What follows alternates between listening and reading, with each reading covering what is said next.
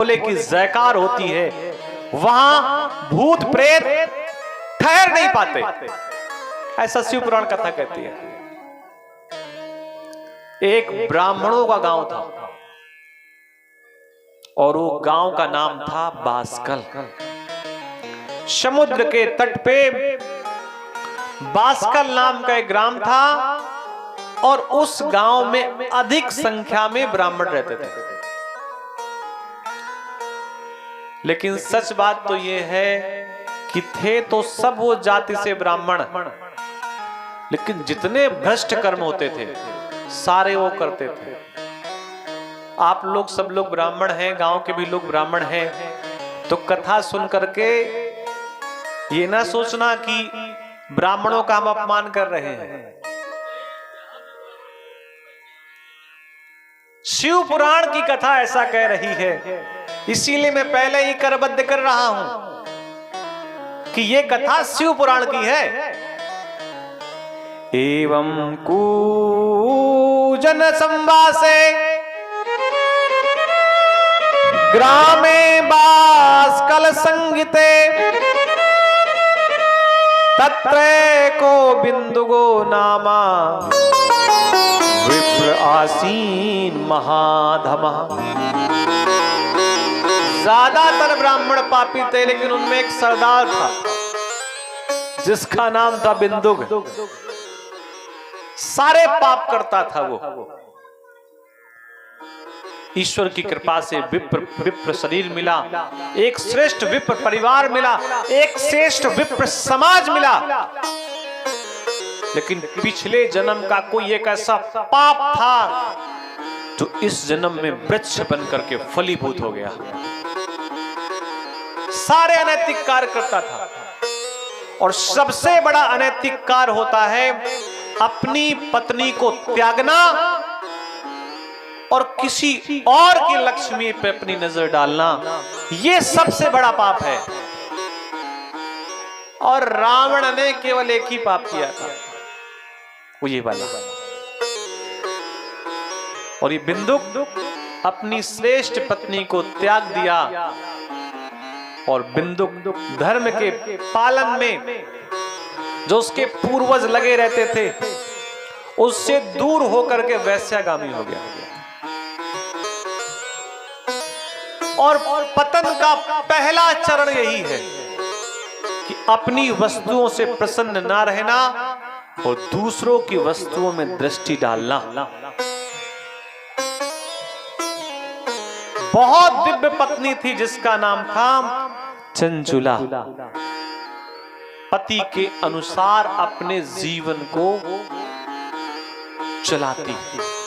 पत्नी प्रसन्न होता तो चंचुला भी प्रसन्न रहती।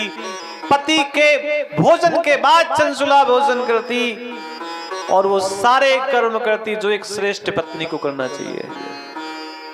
लेकिन पत्नी भी पति के निकट बैठना चाहती है। पत्नी अगर सबसे ज्यादा कुछ चाहती है पति से तो उसकी धन संपत्ति वैभव तो ये सब बाद की बातें हैं। वो केवल पति से बात करना चाहती है, पति के मीठे वचन सुनना चाहती है। ये पत्नी की सबसे बड़ी अभिलाषा है। वो केवल पति के निकट बैठ करके उससे बात करना चाहती है। अगर उसको धन संपत्ति आदि की आवश्यकता होती तो सबको है, लेकिन पहली आवश्यकता होती तो विवाह आप सब लोग करवाते हैं। पिता धन देख करके आता है, माँ कुछ और देख करके आती है, बारात में बाराती रसगुल्ला देख करके आते हैं, लेकिन जो कन्या होती है वो केवल पति के चेहरे को और उसके शब्द सुनना चाहती है, उसे और कुछ मतलब नहीं होता। और ये बिंदु वैश्यागामी हो गया तो जिसका मन वैश्याओं में लग गया फिर भैया उसे अपनी पत्नी लक्ष्मी के जैसी कहां नजर आती है।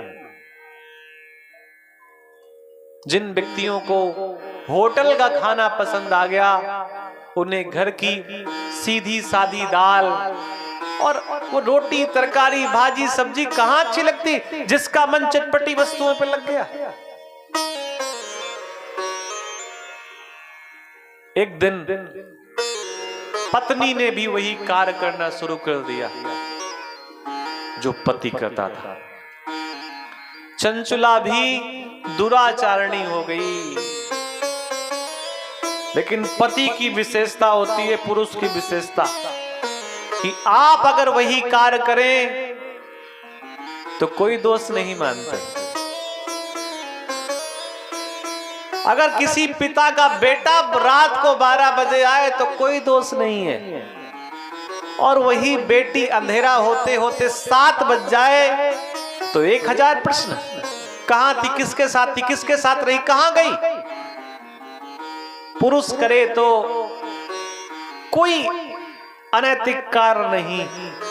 जब मालूम पड़ा बिंदुक को कि मेरी पत्नी व्यभिचारिणी हो गई है, तो बिंदुक ने अपनी पत्नी को बहुत पीटा, उसके साथ अत्याचार किया, उसे बहुत मारा। कुछ देर तो पत्नी सहन करती रही। फिर एक विशेषता है, पति कितना ही मारे, फिर पत्नी जब मुंह खोलती तो बंद नहीं करती है। तुम्हारा लाठी डंडा हाथ पैर चल सकता है और उसके शब्द चलेंगे जो लाठी डंडे हाथ पैर से ज्यादा कठोर होंगे। एक समय तक तो वो सहन करती है, और उसने कह दिया, स्वामी जब आप मेरे निकट नहीं बैठते तो मेरा भी तो मन करता है कि मैं किसी पुरुष के पास बैठूं, उससे बातें करूं, हंसी मजाक करूं। आप समय देते नहीं तो फिर मैं जहां चाहूंगी, और वैसे वही करूं तो आप भी करते हैं। अगर आपने हमें समय दिया होता तो मैं किसी और के पास जाने का मन में विचार कैसे करती। जारेण संगता रात्रो रे में पापेन गुप्ततः पति दृष्टि वज्जयित्वा भ्रष्ट सत्वा कुमार गगा। पति को अपनी पत्नी की बात समझ में आई तो पति को तो कोई लाज शर्म थी नहीं बिंदुक को। तो बिंदुक ने कहा, एक काम कर, जो तू कर रही वो करती रहे, मुझे कोई समस्या नहीं है, लेकिन इसमें थोड़ी चीजें और प्रक्रियाएं कर कि तू जिस पुरुष के पास जा और संबंध जोड़, उससे उसका धन लेकर के आ।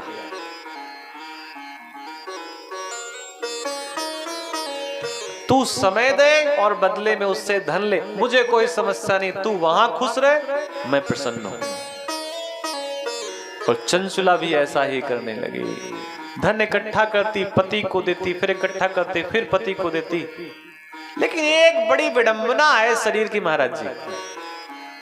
आप उस समय कह रहे थे मैं कुंभ नहीं जा पाया,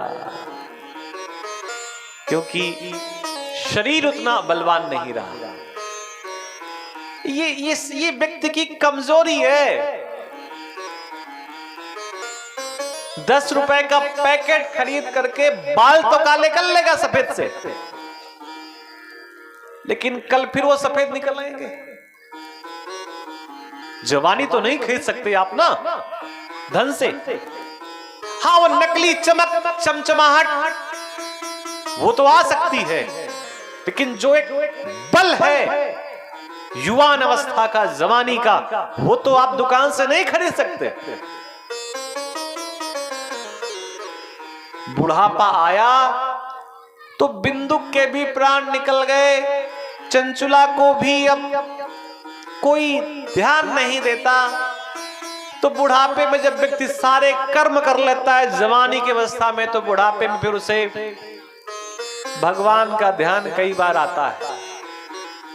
और वो चलते चलते एक ऐसे स्थान पर पहुंची जहां सत्संग हो रहा था और कथा हो रही थी शिव महापुराण की। पंडित जी कथा में सुना रहे थे कि जो स्त्रियां, जो पुरुष वैश्यागामी होते हैं, उनको मृत्यु के समय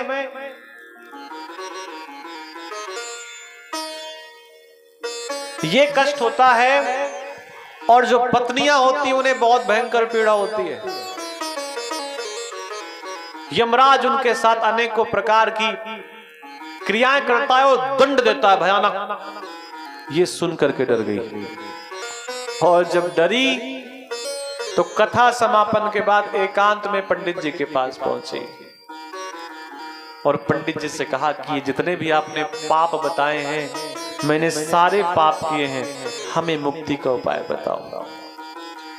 पंडित जी ने कहा, शिव पुराण की कथा सुनो, शिव की भक्ति करो, शिव का अभिषेक करो, शिव का ध्यान करो, शिव का सुमिरन करो, शिव का मनन करो, सारे कष्ट दूर हो जाएंगे। और उसने ऐसा ही किया। और फिर अंत में वो शिव लोक को पहुंची। बोलिए शंकर भगवान की। आज कथा का प्रथम दिवस है, तो वैसे तो ऐसा तो नहीं है कि प्रथम दिवस पूरी कथा ना हो, 3-4 घंटे, लेकिन एक भूमिका के रूप में कथा होती भी है। प्रत्येक कथाओं के बहुत सारे कुछ नियम होते हैं। जैसे भागवत जी की कथा